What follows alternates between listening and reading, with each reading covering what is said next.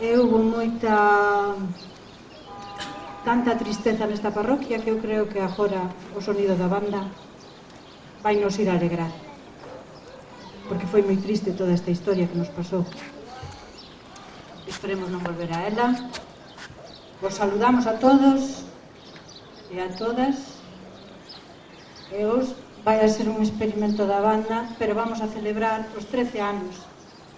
Os 13 anos deste Centro Cultural de Valladares. Saludamos a Ramón, que está arriba, que está aí funcionando. Saludamos a todos e a todos da banda.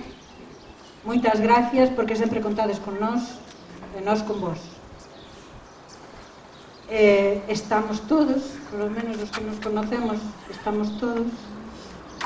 Moitas gracias. E para adiante a ver como salimos desta.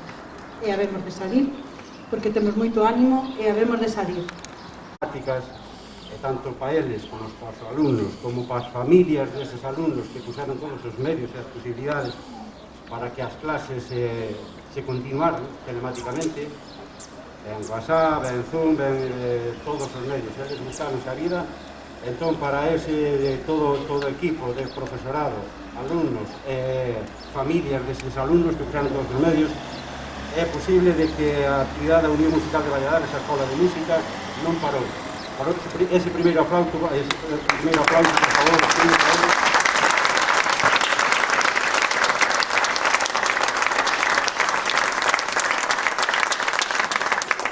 hoxe é para nós un concierto moi especial, quizás os que levamos a uns cuantos anos, pois dos máis señalados que van a estar, porque nunca a banda estuvo parada 3 meses. Empezamos os ensaios, vai apenas pouco máis de 15 días, ensaios, e a banda creceu, e todo o mundo crece en Valladares, e todo o Centro Cultural crece, e Valladares crece, a banda tamén crece. Entón temos un espacio ali moi amplio que se non o tuviéramos, pois seguramente ni siquiera poderíamos empezar. Estamos agora ensayando un grupo de 40 músicos aproximadamente, vamos alternando para que todos teñamos contacto. Teño que dicir este grupo de músicos que, polo que me toca, a veciñanza de Valladares ten que estar moi orgullosa, porque estou moi orgulloso de gestionar un grupo como este. Foi un mensaje de WhatsApp e aí están todos, ao pie del cañón, o que faga falta, e vamos, e tiramos para diante, están aí, hai que dicirles, porque claro, non hai aforo suficiente. Que me diría a min que habría que dicirle a algún músico: non veñas a ensayar que non hai sitio. Pois agora está pasando iso, queren vir a ensayar, pero non hai sitio para todos poder ensayar. Hoxe, se mirades que hai un grupo sentado, e hai outros tanto de grupo por aí que actuarán na segunda parte, porque...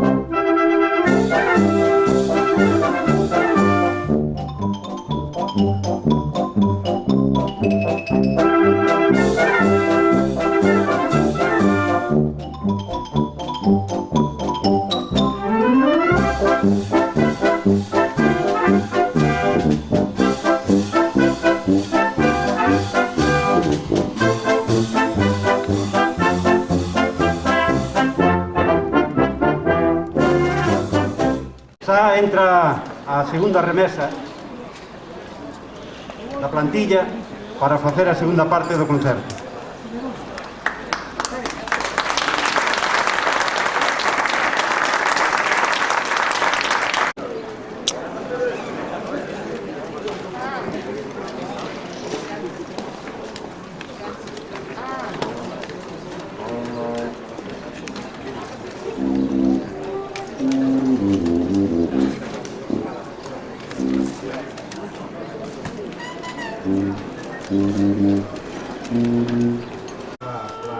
Con optimismo para arriba, pero sin perder as precaucións.